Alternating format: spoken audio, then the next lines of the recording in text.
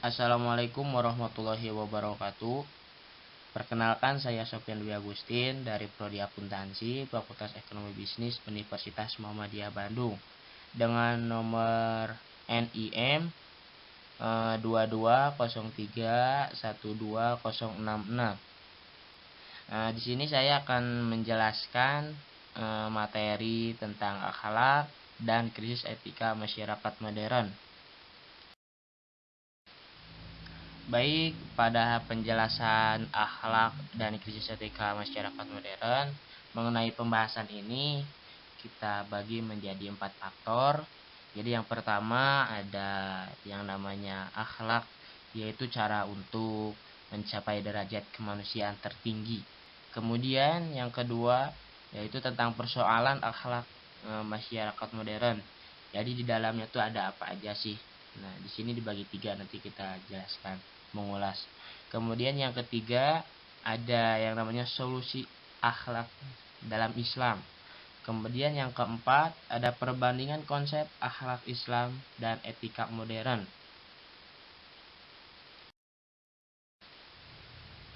Nah, di sini pada poin pertama itu barusan tentang akhlak atau cara mencapai derajat kemanusiaan tertinggi. Jadi di sini tuh akhlak merupakan salah satu pilar ajaran Islam, memegang peranan penting dalam kehidupan manusia. Akhlak yang baik akan membedakan antara manusia dengan hewan. Manusia yang berakhlak mulia dapat menjaga kemuliaan dan kesucian jiwanya, dapat mengalahkan dorongan hawa nafsu juga, kemudian berpegang teguh kepada sendi-sendi keutamaan, menghindari diri dari segala sifat-sifat tercela, baik yang dapat merugikan dirinya ataupun orang lain. Jadi kita bisa mencegahnya.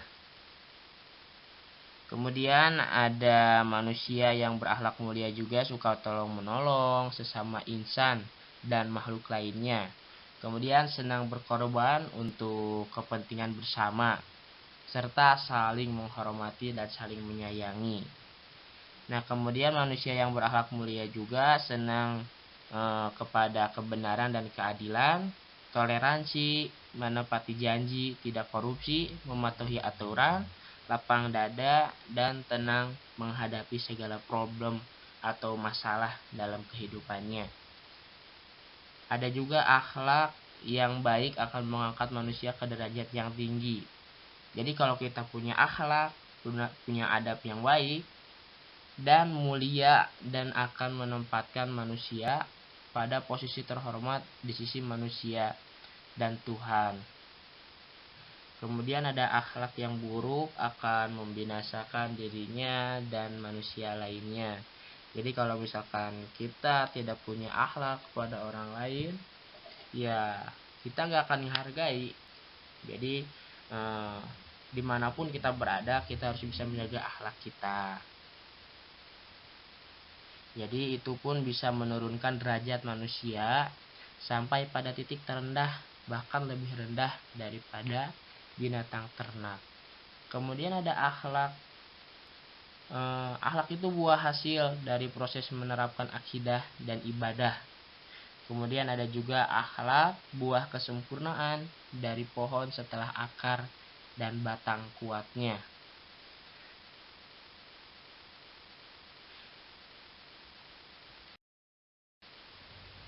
Nah, dari definisi akhlak di sini secara etimologis akhlak. Jadi akhlak itu adalah bentuk jamak dari khuluq yang artinya budi pekerti, tingkah laku, dan kebiasaan perangai atau tabiat, karakter, dan watak.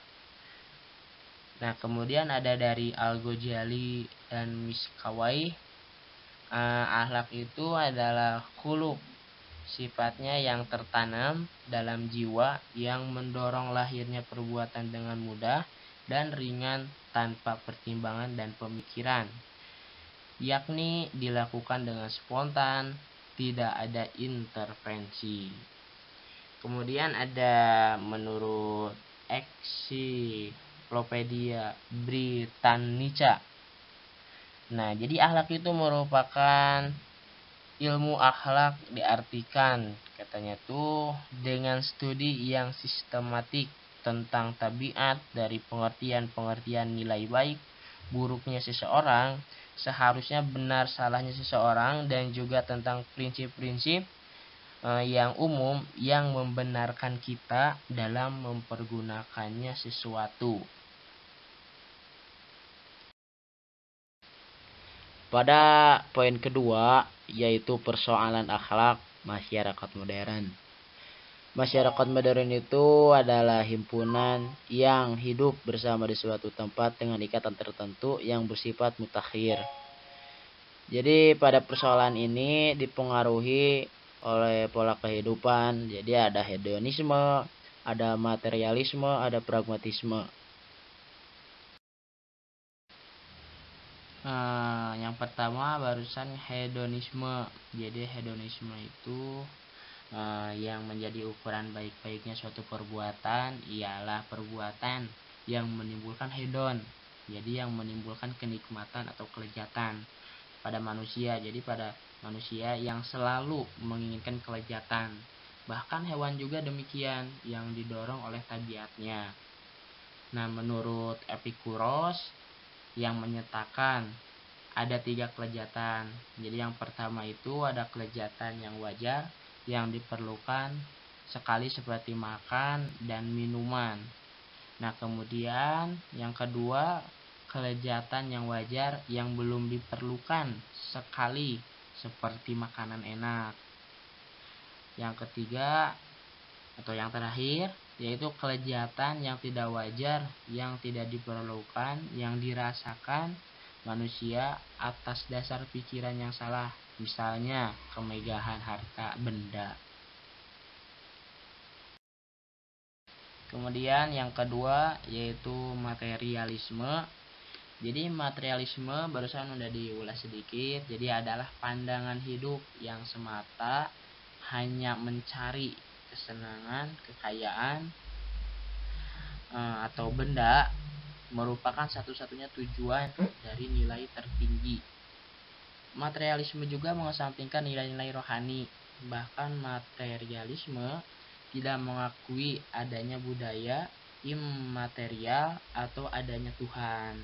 Contoh nih, seseorang dengan pekerjaan, jabatan yang bagus, ia dapat dipercaya, hanya dengan itulah yang bisa menghidupinya. Nah, dalam contoh ini, orang tersebut hanya semata-mata mencari dan mementingkan materi tanpa mengingat Tuhan. Dia lupa bahwa pekerjaan, jabatan, rezeki Tuhan yang mengatur. Seperti itu.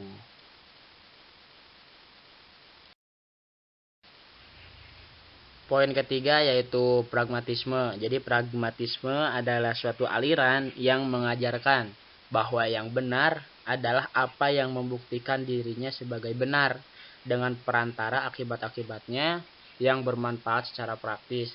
Jadi pegangan pragmatisme di sini adalah memakai logika dan pengamatan secara langsung dan fakta. Kemudian ada juga kaum pragmatisme berpendapat bahwa yang baik adalah yang dapat dilaksanakan dan dipraktekkan. Kemudian mendatangkan yang positif dan kemajuan hidup. Karena itu, baik buruknya perilaku dan cara hidup dinilai atas dasar praktisnya, akibat tampaknya, dan dampak positif serta manfaat bagi orang bersangkutan dan dunia sekitarnya. Ada juga usaha etis, adalah mencari gagasan dan teori yang dapat dilaksanakan serta mengakibatkan secara nyata dan positif dalam kehidupannya. Ada juga pragmatisme di sini adalah sebuah konsep yang mementingkan sisi praktis dibandingkan sisi manfaat. Dengan kata lain, lebih mementingkan hasil akhir daripada nilai-nilai yang bermoral yang dianut masyarakat, atau bisa dibilang bahwa pragmatisme menghalalkan segala cara untuk mencapai tujuannya. Contohnya nih, seperti tawuran pelajar juga merupakan hidup yang pragmatis, karena mengutamakan kepraktisan dalam mencapai tujuan untuk permasalahan atau menyelesaikan masalahnya. Perilaku tersebut sudah menyimpang jauh dari ideologi kita sebagai Pancasila yang memiliki sila-sila yang terdapat pada sila keempat, yang dimana kita harus mengutamakan budaya bermusyawarah dalam mengambilkan keputusan bersama. Selanjutnya ada yang namanya solusi akhlak Islam. Menurut Ibnu Taimiyah, akhlak berkaitan erat dengan keimanan karena iman mencangkup 3 unsur penting, yaitu pertama, meyakini bahwa Allah adalah satu-satunya sang pencipta, pemberi rejeki, dan penguasa semua kerajaan, alam semesta, dunia, dan seisinya.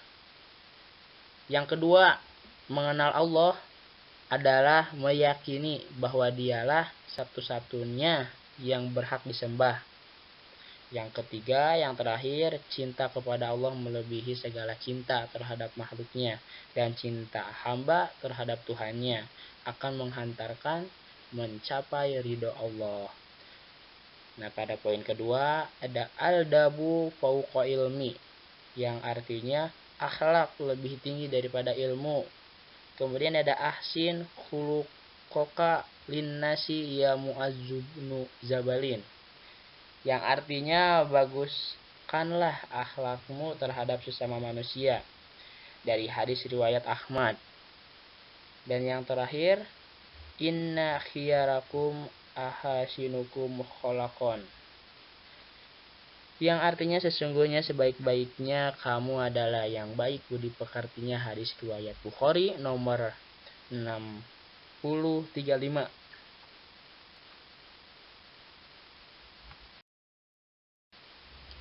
Dalam konsep akhlak Islam, jadi dalam agama, tinggi rendahnya seseorang tidak ditentukan dari segi kekayaan, harta, ilmu, ataupun kekuasaan, tetapi ditentukan sepenuhnya oleh perbuatan baik atau takwanya, dari seberapa jauh nilai-nilai etika menjiwai dan mewarnai segala tindakan.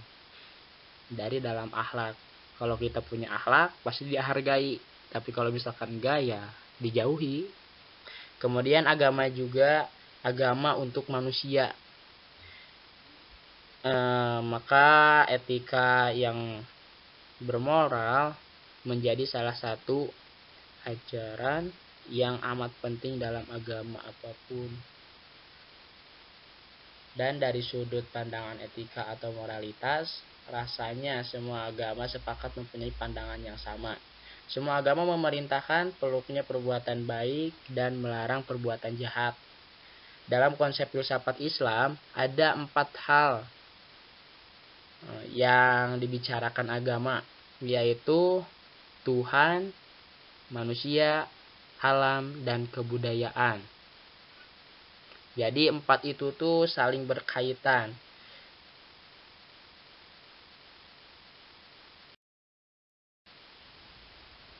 Yang pertama, barusan tentang etika hubungan manusia dengan Tuhan.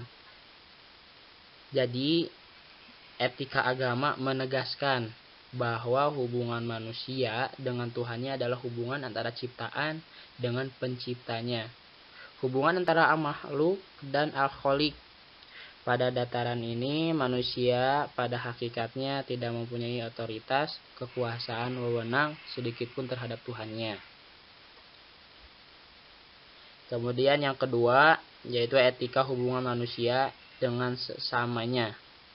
Pada hakikatnya posisi manusia terhadap sesamanya adalah sama dan sederajat, sama-sama sebagai ciptaan makhluk Allah.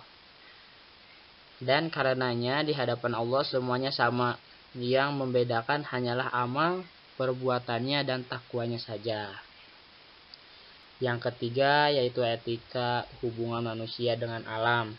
Dilihat dari posisinya sebagai makhluk ciptaan Tuhan, manusia dan alam pada hakikatnya mempunyai kedudukan yang sama. Bahkan bagian dari manusia berbentuk dari unsur-unsur alam, sehingga manusia sering disebut sebagai mikrokosmos, alam kecil yang mewakili semua unsur alam besar. Alam diciptakan Tuhan untuk manusia. Kemudian sebagai salah satu unsur yang membentuk dirinya juga, maka alam semesta menjadi bagian dari diri manusia sendiri, dan manusia diharapkan dapat menciptakan kemakmuran di bumi milik Allah ini. Dan poin terakhir yaitu etika hubungan manusia dengan penciptanya atau kebudayaan. Berhadapan dengan ciptanya atau kebudayaan, manusia pada dasarnya memegang otoritas dan kekuasaan penuh. Artinya manusia sepenuhnya bertanggung jawab untuk apa semua ciptaannya itu akan diperbuat, dan ciptaannya itu sepenuhnya bergantung pada manusia itu sendiri. Dalam setiap ciptaan manusia, di dalamnya dia ada mekanisme yang bekerja secara otomatis untuk mengobrol, memperbaiki, serta mengarahkan tujuannya. Semuanya bergantung dan tergantung pada manusianya itu sendiri.